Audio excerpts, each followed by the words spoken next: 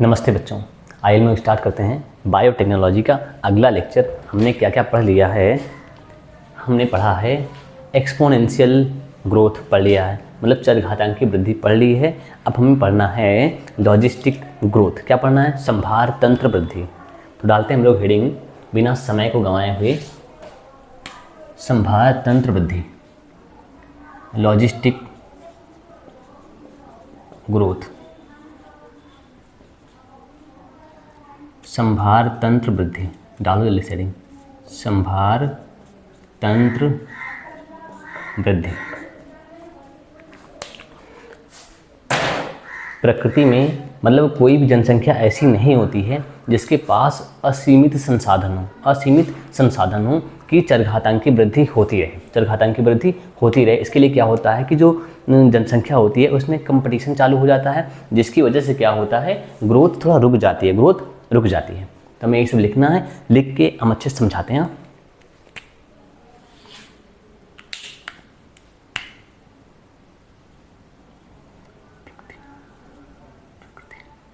प्रकृति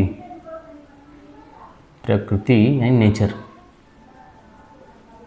प्रकृति में किसी भी जनसंख्या यानी समष्टि, प्रकृति में किसी भी जनसंख्या के पास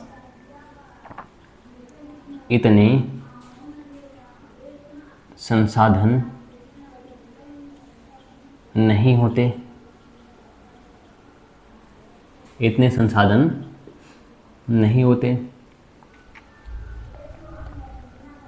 कि चरघातांकी वृद्धि होती रहे।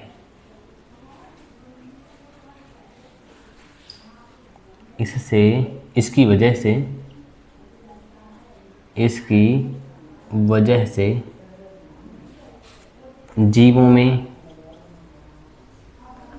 प्रतिस्पर्धा यानी कंपटीशन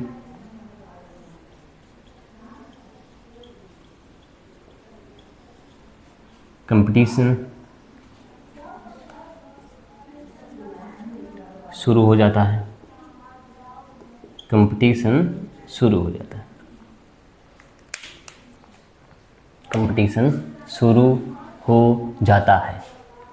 पहले आप डालो हेडिंग और लिखो संभार तंत्र वृद्धि। जब तक नेक्स्ट देख लें, क्लियर है ना? मैंने माइक ऑन किया, हाँ ठीक है।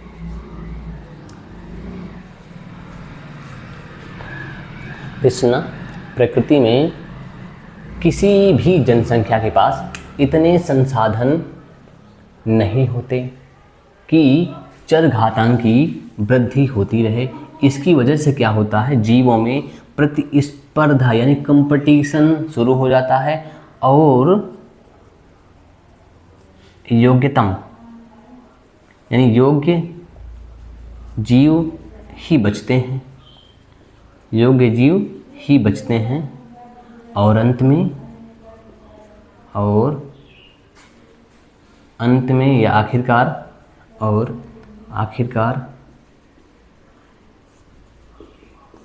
एक सीमा आ जाती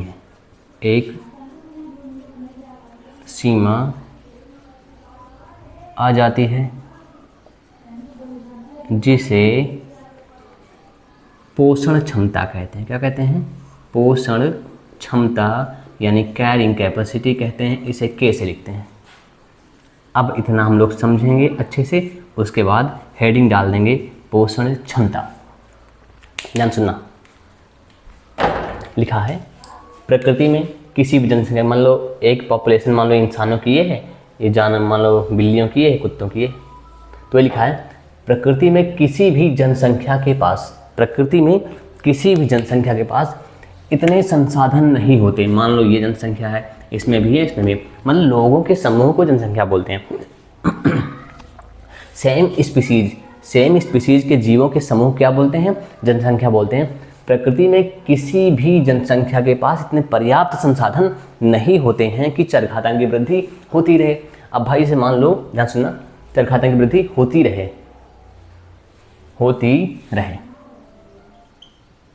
इसकी वजह से जीवों में प्रतिस्पर्धा यानी कंपटीशन शुरू हो जाता है। अब कंपटीशन हो रहा है तो वही जिएगा जो योग्य होगा। कंपटीशन शुरू हो जाता है और योग्य जीव ही बचते हैं, और आखिरकार फिर एक सीमा आ जाती है जिसके ऊपर जीव नहीं जाएंगे, उतने लिमिट बनी रहेगी। उसे क्या कहते हैं? पोषण क्षमता कहते हैं। क्या कहते हैं? पोषण क्षमता कहते हैं। अभी हम लोग पोषण क्षमता को अच्छे से समझेंगे तो और ज़्यादा समझ में आएगा।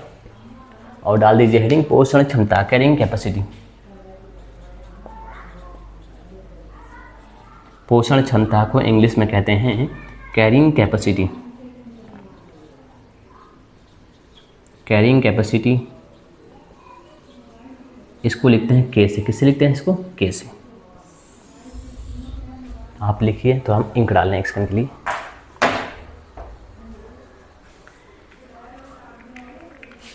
पोषण क्षमता क्या होती है? मतलब एक लिमिट हो, जैसे मान लो कोई घर है, एक घर में केवल 5 लोग रह सकते हैं, 5 से ज़्यादा 6 नहीं रह सकते। तो जो 5 संख्या है क्या है? पोषण क्षमता। क्या है? पोषण क्षमता। मतलब छठवां इंसान आएगा तो एक मर जाएगा, केवल 5 ही बचेंगे बस। उसे कहते हैं पोषण क्षमता। क्या कहते हैं? पोषण क्षमता कहते हैं। तो एक बार हम क्लियर देख लें, चीज़ें क्लियर है ना? ठीक, राइट। अब हम लोग चीज़ सीखते हैं अच्छे तरीके से पोषण क्षमता। पहले एक बार फिर समझ लेते हैं, तब एक बार फिर से देखना है। संभार तंत्र वृद्धि, ध्यान से सुनना है क्या होता है। प्रकृति में किसी भी जनसंख्या के पास इतने पर्याप्त संसाधन नहीं होते हैं कि चरघातांक की वृद्धि, मतलब जे के आकार की ऐसे होती रहे, जे के ऐसे वृद्धि होती रहे। तो ही लिखा है प्रकृति में किसी भी जनसंख्या के पास इतने संसाधन नहीं होते हैं कि चरघातांक की वृद्धि होती रहे।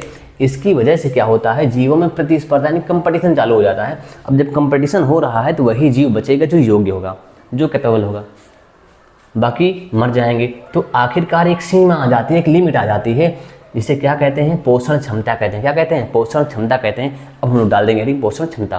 लेकिन पोषण क्षमता इतने में आएगा नहीं, एक काम करते हैं थोड़ा मिटा देते हैं, तब ज़्यादा समझ में आएगा अच्छे तरीके से, क्योंकि पोषण क्षमता पूछा जाता है पेपर में, इंपॉर्टेंट है। पोषण क्षमता अच्छे से पढ़ना है हमको, बस पढ़ तो सब रहे हैं अच्छे से, लेकिन पोषण क्षमता बहुत अच्छे से पढ़ना है। डालो हेडिंग पोषण क्षमता। पोषण क्षमता, पोषण क्षमता इंग्लिश में कहते हैं कैरिंग कैपेसिटी। क्या बोलते हैं? Carrying capacity. इसे लिखते हैं के से। किससे लिखते हैं? के से लिखते हैं। किससे लिखते हैं? के से लिखते हैं। हम लिख रहे हैं, फिर समझाते हैं। प्रकृति में, अभी आपको लिखना नहीं, प्रकृति में किसी भी आवास के पास, प्रकृति में किसी भी आवास के पास एक, प्रकृति में किसी भी आवास के पास एक संभव संख्या, एक संभव संख्या के पालन पोषण के लिए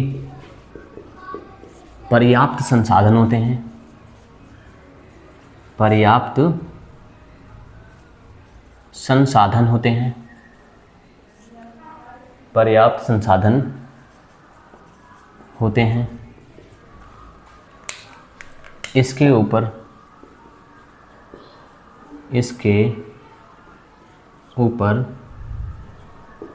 और संभव नहीं होते।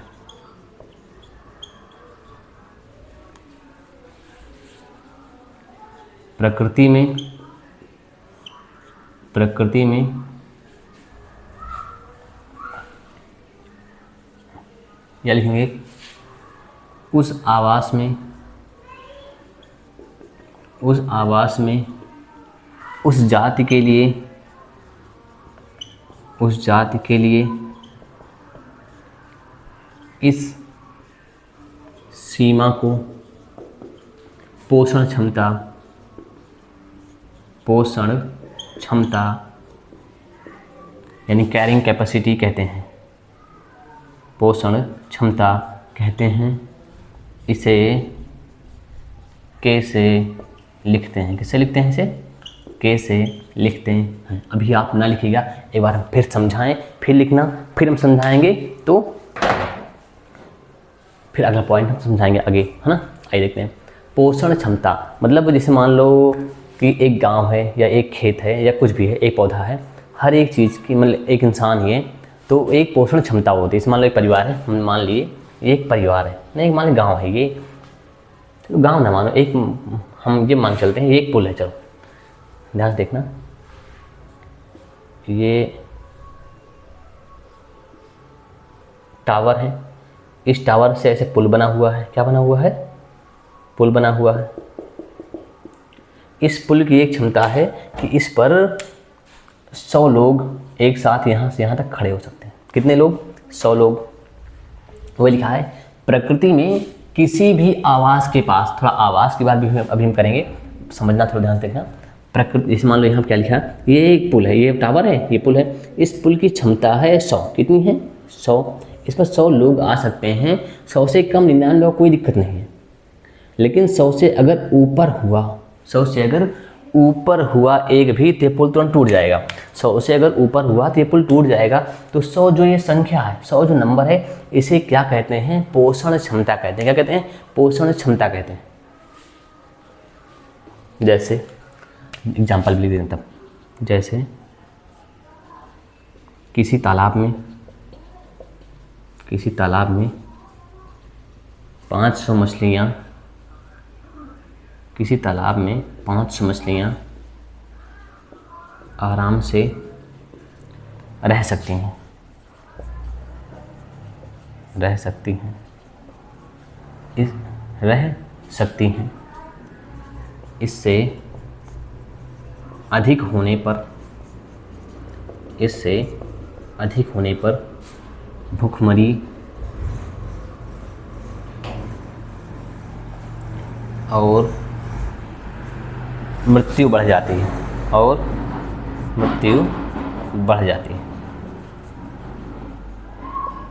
तो ध्यान सुनना, यहाँ पर के बराबर कितना है? 500। के बराबर कितना है? 500। यानी कैरिंग कैपेसिटी कितनी है? 500। पोषण क्षमता कितनी है? 500। मैक्सिमम देख लें, नीचे वाला आ रहा है ना, बहुत बढ़िया, गुड।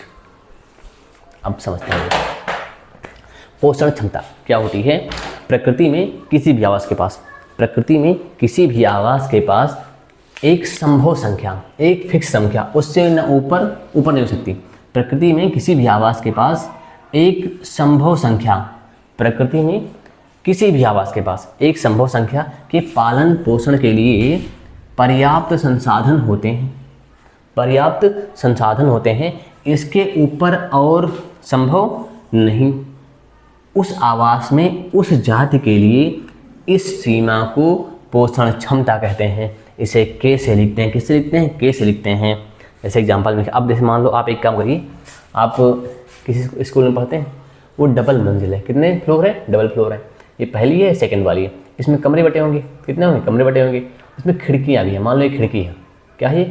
खिड़की है। इस मतलब क्लास की एक क्षमता है कि इसमें 100 बच्चे आ सकते हैं। कितने बच्चे आ सकते हैं? 100 बच्चे आ सकते हैं। 99 तक ठीक थे, 100 हुआ तब भी ठीक है। जैसे ही इधर से हमने एक और डाला, इधर से खट से एक बाहर गिर जाएगा, मतलब ये है 100 इसकी लिमिट है, 100 से ऊपर नहीं जा सकता है, 100 से ऊपर नहीं जा सकता है। तो वही लिखा है, कोई भी आवास हो, चाहे गाँव हो, चाहे तालाब हो, चाहे मतलब कुछ भी हो, स्कूल मतलब कुछ भी हो, तो वही लिखा है प्रकृति में किसी भी आवास के पास एक संभव संख्या, प्रकृति में किसी भी आवास के पास एक संभव संख्या के पालन पोषण के लिए पर्याप्त संसाधन होते और इसके ऊपर संभव नहीं होते। उस आवास में उस जाति के लिए इस सीमा को पोषण क्षमता कहते हैं। इसे कैसे लिखते हैं? ध्यान सुनना। जैसे मान लो 100 बच्चे तो आगे, अब इसमें लिखा है उस आवास में उस जाति के लिए, ध्यान सुनना, उसी जाति के लिए। अब जैसे मान लो मच्छर है, अब मच्छर ऊपर आए, क्या समस्या है हमको? मच्छर जाति दूसरी हो गई ना, मच्छर की जाति। अब ये ना कहना भैंस आ जाए उसमें, तो भैंस नहीं आ पाएगी ना, तो कुछ लिमिट होती है। जैसे मान लो अब यहाँ मान लो मेरे कमरे में अब मच्छर आ जाए, कोई समस्या नहीं, मान लो इसमें 100 बच्चे आ सकते हैं, ठीक है। अब ऊपर मच्छर आ जाए, कोई समस्या नहीं है। तो मतलब मच्छर की एक अलग लिमिट होगी, हमारी एक अलग है। तो वही लिखा है, उस आवास में उस जाति के लिए इस सीमा क्या कहते हैं, पोषण क्षमता कहते हैं, कैरिंग कैपेसिटी कहते हैं। इसे कैसे लिखते हैं, जैसे मान लो किसी तालाब में 500 मछलियाँ आराम से रह सकती हैं, जैसे मान लो 501 हुई तो कुछ अफरा तफरी मच जाए, कुछ समस्याएं होने लगती हैं, जिसकी वजह से क्या होता है, जैसे मान लो और ज़्यादा बढ़ गई तो भूखमरी चालू हो जाएगी, जिससे मछलियाँ ज़्यादा मर जाएंगी। तो यहाँ पर एक सीमा है फिक्स, ये संख्या है ना, तो इस संख्या क्या बोलेंगे, पोषण क्षमता बोलेंगे, कैरिंग कैपेसिटी बोलेंगे। इसे कैसे लिखेंगे, अब आप इसको उतारो, आपके पास ज़्यादा टाइम नहीं है। चलो ठीक,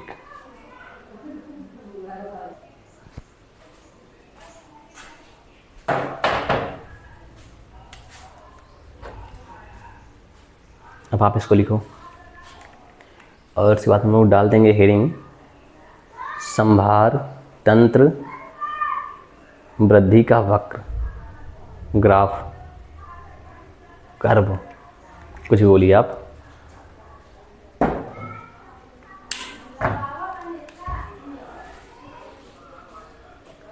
इसको मिटा देते हैं। अब संभार तंत्र वृद्धि का वक्र डालिए आप हेडिंग।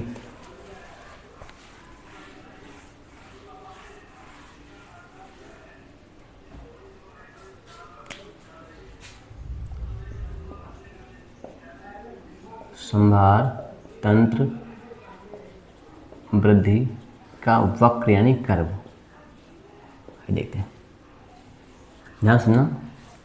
जब हम समष्टि घनत्व को समय के साथ यहाँ n यहाँ t के साथ अगर आरेखित करते हैं तो जो इसका ग्राफ आता है वो ऐसे आता है, ऐसे आता है।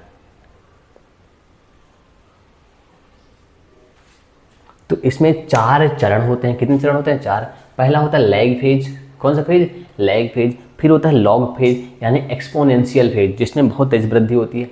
फिर उसके बाद आता है मंदन फेज यानी डी एक्सीलरेटिंग फेज। फिर आता है स्टडी स्टेट। तो हमें चारों को अच्छी तरीके से पढ़ना एक एक।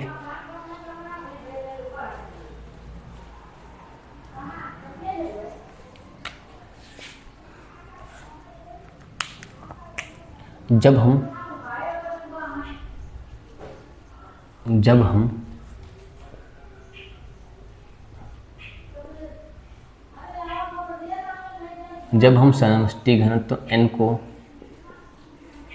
समय के साथ t समय के साथ आरेखित करते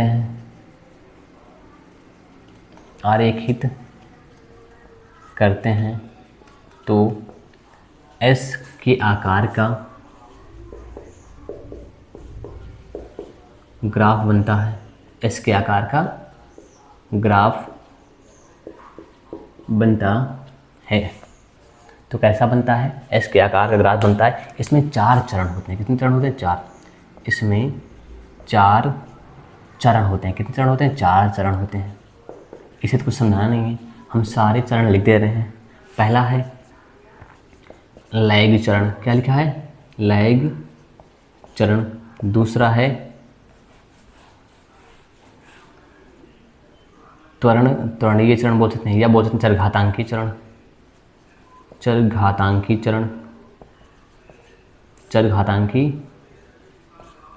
तीसरा आएगा, इसे कहेंगे मंदन चरण।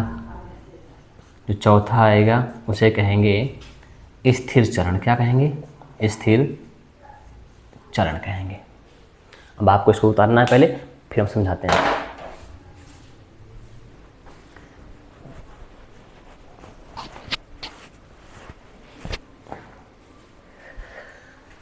फिर सुनना, संभार तंत्र वृद्धि का जो वक्र है, जब हम लोग समष्टि घनत्व यानी जनसंख्या घनत्व को टाइम t के साथ अगर आरेखित करते हैं, ग्राफ बनाते हैं, तो जो ग्राफ बनता है वो s के आकार का बनता है। कैसे बनता है, s के आकार का बनता है। यहाँ सुना, देखो आरेखित करते हैं तो एस के आकार का ग्राफ बनता है। इसमें 4 चरण होते हैं। कितने होते हैं? लैग चरण कितना है? लैग चरण, फिर चरघातांकी चरण, फिर होता है मंदन चरण, फिर क्या होता है? स्थिर चरण होता है। हम बहुत ग्राफ बना भी दें, बना दे ग्राफ। चलो यहाँ ग्राफ भी बना लेते हैं, पहले हम लिख देते तो बनाते ग्राफ। याद एक काम करिए, आप इधर बगल में बना सकते हैं ऐसे ग्राफ।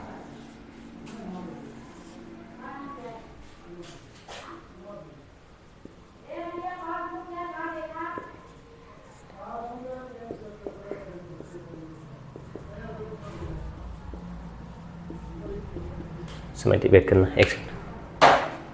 एक सेकेंड।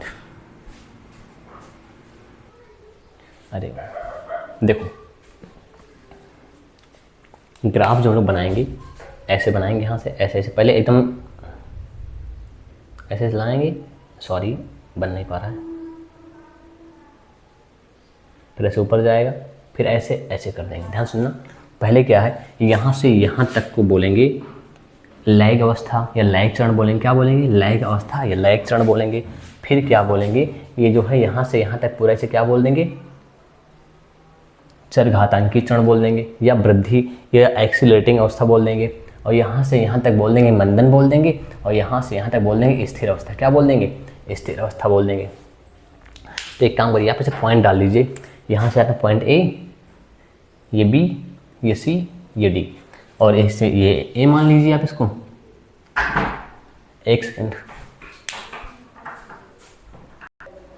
ठीक है, तो कोई ना कोई आ ही जाता। ध्यान सुनिए, लैग चरण, लैग अवस्था, इसमें क्या होता है? समष्टि घनत्व तो प्रारंभ में बहुत कम होता है, जिसकी वजह से वृद्धि बहुत धीमी से होती है। फिर क्या होता है?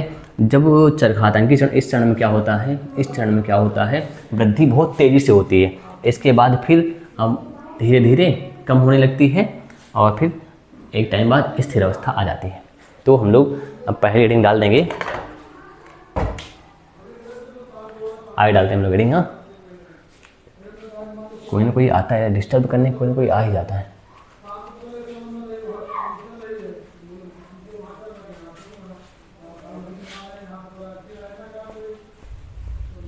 तो डाल दीजिए पहली हेडिंग लैग चरण, यानी लैग अवस्था। पहली हेडिंग क्या होगी? लैग चरण, इंग्लिश में कहते हैं लैग फेज।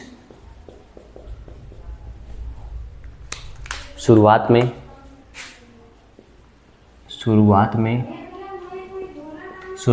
एक मिनट में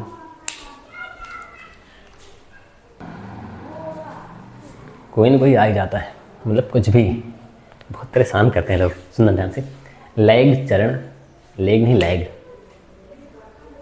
लैग फेज। शुरुआत में वृद्धि बहुत धीमी होती है, बहुत धीमी होती है, बहुत धीमी होती है, क्योंकि समष्टि घनत्व या जनसंख्या घनत्व कम होता है। जनसंख्या घनत्व कम होता है। ठीक, उतारो। और हेडिंग डाल रहे हैं हम चरघातांकी चरण। दूसरी हेडिंग चरघातांकी चरण।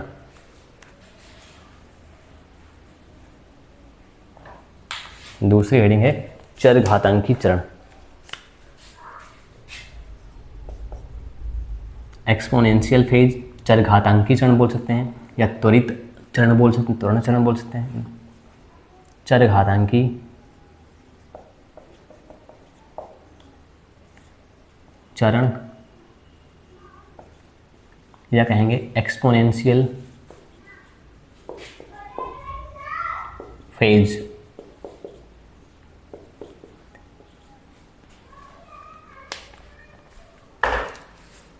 प्रारंभ में बहुत धीमी वृद्धि होती है, इसके पश्चात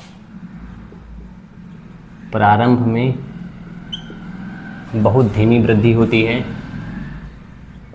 बहुत धीमी वृद्धि होती है,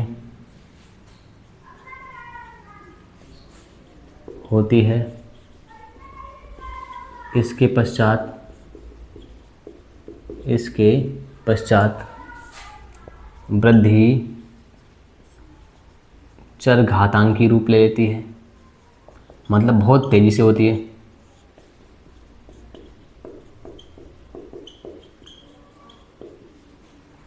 और अगली हेडिंग मंदन चरण। इसमें क्या होता है, कंपटीशन शुरू हो जाता है, प्रतिस्पर्धा शुरू हो जाती है संख्या बढ़ने की वजह से। मंदन चरण।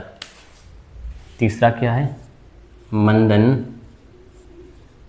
चरण, इसे कहते हैं डिसिलरेटिंग फेज। इस चरण में कंपटीशन प्रारंभ होने की वजह से, इस चरण में प्रतिस्पर्धा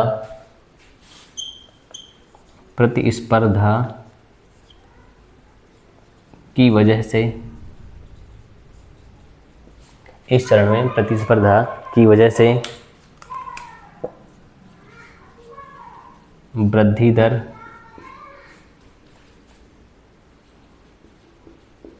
धीमी होने लगती है।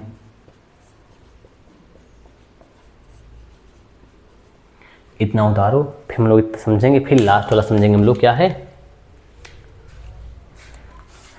स्थिर अवस्था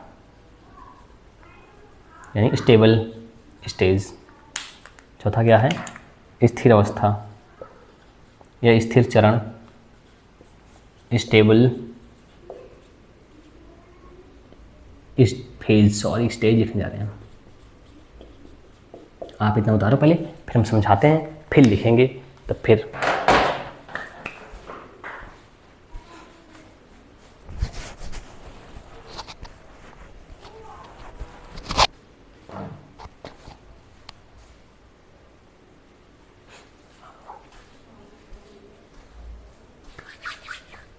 अच्छा पहले समझाते हैं एक तो, और देखो लैग चरण।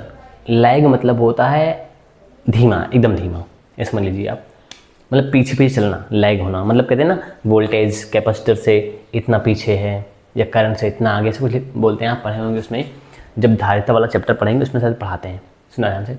लैग चरण लिखा है, शुरुआत में वृद्धि बहुत धीमी होती है। धीमी क्यों होती है, जब क्योंकि जनसंख्या घनत्व तो बहुत कम होता है, जनसंख्या घनत्व बहुत कम होता है। लैग फेज में क्या होता है, वृद्धि बहुत धीमी होती है। जैसे मान लो एक गांव में सिर्फ 2 लोग हैं, कितने लोग हैं, 2 लोग हैं, तो आराम आराम से जनसंख्या बढ़ेगी। अब एक गांव में 100 लोग हैं तो बहुत तेजी से जनसंख्या बढ़ेगी ना। वही लिखा है, शुरुआत में वृद्धि बहुत धीमी होती है क्योंकि जनसंख्या घनत्व तो कम होती है। चरघातांक की वृद्धि बहुत, शुरुआत प्रारंभ में बहुत धीमी वृद्धि होती है, इसके पश्चात क्या होता है, वृद्धि चरघातांक की रूप ले, बहुत तेज होने लगती है वृद्धि। मंदन चरण, प्रतिस्पर्धा यानी कंपटीशन शुरू होने की वजह से क्या होता है कि वृद्धि दर धीमी हो जाती है, होने लगती है। स्थिर अवस्था क्या होता है, जो समष्टि होती है पोषण क्षमता पर स्थिर हो जाती है। जो समष्टि होती है वो पोषण क्षमता पर स्थिर हो जाती है। यहाँ नहीं आएगा, सॉरी ऊपर लिखना पड़ेगा। किस में लिखते हैं, चलो यहीं पे सटा के लिख देंगे और ऊपर लिखते हैं इसको। धीमी होने लगती है, इसको लिखते हैं धीमी होने लगती है, ताकि एक साथ पूरा आ जाए ना, धीमी होने लगती है। अब डाल दीजिए सर, स्थिर अवस्था। चौथा क्या है, स्थिर चरण या स्टेबल स्टेज या फेज बोल सकते हैं, चाहे जो लिखो आप। पोषण क्षमता पर समष्टि पोषण क्षमता पर स्थिर हो जाती है, समष्टि पोषण क्षमता यानी के पर स्थिर हो जाती है। इस टाइम पर क्या होता है, इस चरण में जन्म दर लगभग मृत्यु दर के बराबर हो जाता है, बराबर हो जाती है।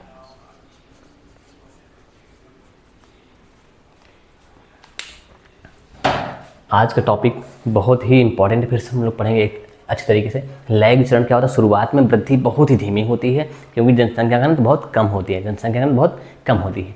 अब अगला है चरघातांक की वृद्धि। प्रारंभ के बाद क्या होता है, वृद्धि अचानक से बहुत तेज चालू हो जाती है, बढ़ जाती है, उसे कहते हैं चरघातांक की वृद्धि। ठीक है। मंदन वृद्धि क्या होता है, इस चरण में क्या होता है, कंपटीशन हो जाता है, जिसकी वजह से क्या होता है कि वृद्धि घटने लगती है। और स्थिर चरण क्या होता है, समष्टि जो होती है पोषण क्षमता पर क्या होती है, स्थिर हो जाती है, फिर ना तो बढ़ेगी ना घटेगी। इस टाइम पे क्या होता है, इस चरण में जन्म दर लगभग मृत्यु दर के बराबर हो जाती है, मतलब जितने पैदा होंगे उतने ही मरेंगे, उतने ही मरेंगे। अब अगले दिन डाल दीजिए, हम लोग डालेंगे गणितीय व्यंजक, मैथमेटिकल एक्सप्रेशन। इसका हम सूत्र लिखते हैं ना हमको, तो वही हेडिंग डाल दीजिए, मैथमेटिकल एक्सप्रेशन या गणितीय व्यंजक।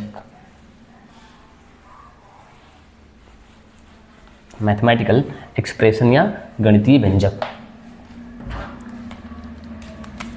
कहीं डालें हम लोग, मैथमेटिकल एक्सप्रेशन इसे कहते हैं, या गणितीय व्यंजक, गणितीय व्यंजक या गणितीय व्यंजक। ध्यान सुनना,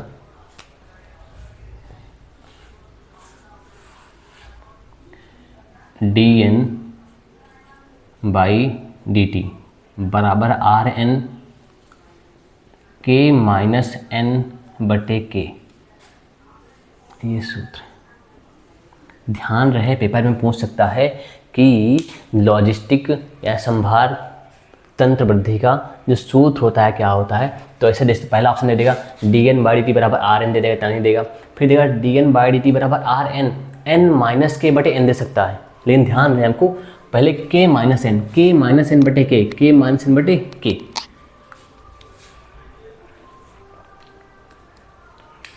अच्छा एन क्या है,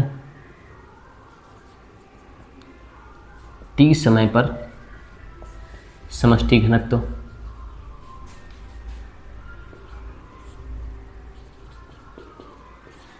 आर क्या है,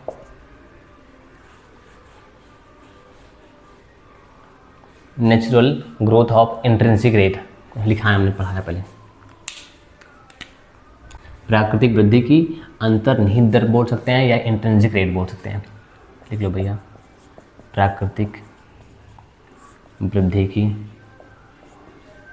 इंट्रिंसिक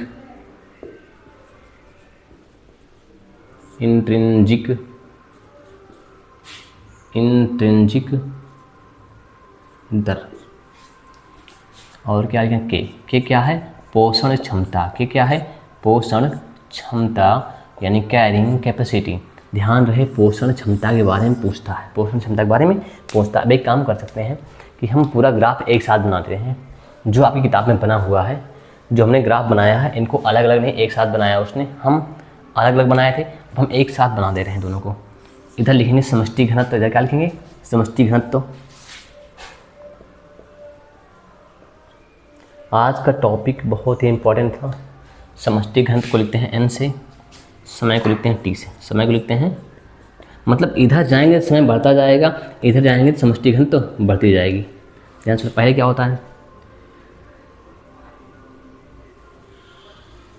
ये कौन सा ग्राफ था, एक्सपोनेंशियल। कौन था, एक्सपोनेंशियल। यहाँ लिखते हैं, इसको मान लेते हैं ए। क्या है ये, ए वाला ग्राफ है। ए क्या है, एक्सपोनेंशियल ग्राफ है। इसका सूत्र क्या आता है, ए बराबर dn बटे dt बराबर आर एन आता है।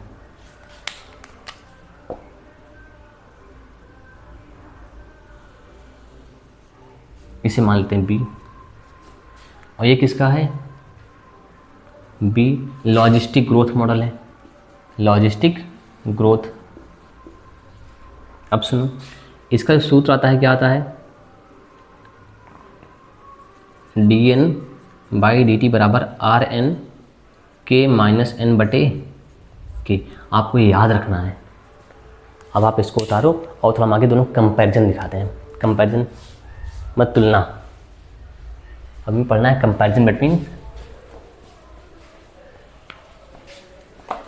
Logistic and exponential growth. तुलना, कंपैरिजन मतलब तुलना होता है, कंपैरिजन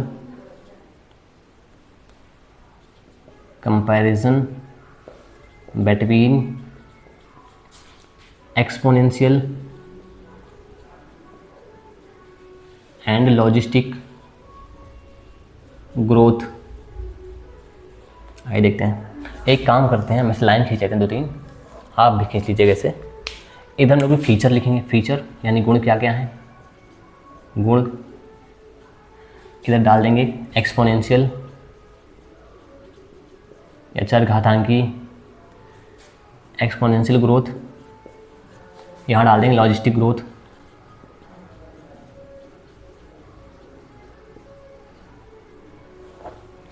लॉजिस्टिक ग्रोथ हम फैन ऑन कर दें, तब नॉइस आ रहा है ना, एक सेकंड रुकना, आप थोड़ा नॉइस को कम करते हैं। ठीक, फैन स्लो करते हैं हल्का सा। देखते हैं, पहला पॉइंट संसाधन। जो एक्सपोनेंशियल वृद्धि होती है, चरघातांकी वृद्धि होती है, इनमें संसाधन कैसे असीमित है, कोई सीमा ही नहीं रहती, असीमित होते हैं, असीमित। इसमें कैसे रहते हैं भैया, सीमित रहते हैं। कैसे रहते हैं इसमें, सीमित रहते हैं। पहला पॉइंट कंप्लीट।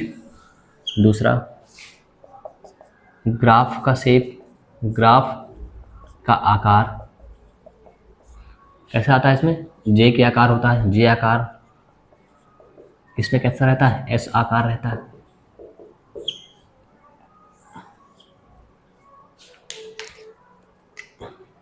सूत्र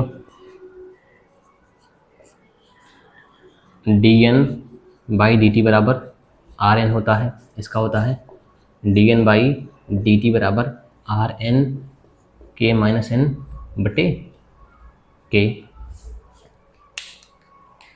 ग्राफ देख लेते हैं दोनों कैसे होते हैं। ग्राफ बनता कैसे है,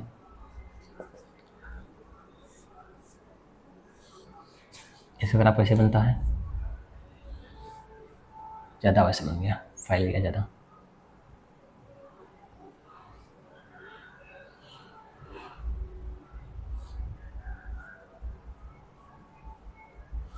ये हाल के समष्टि घनत्व तो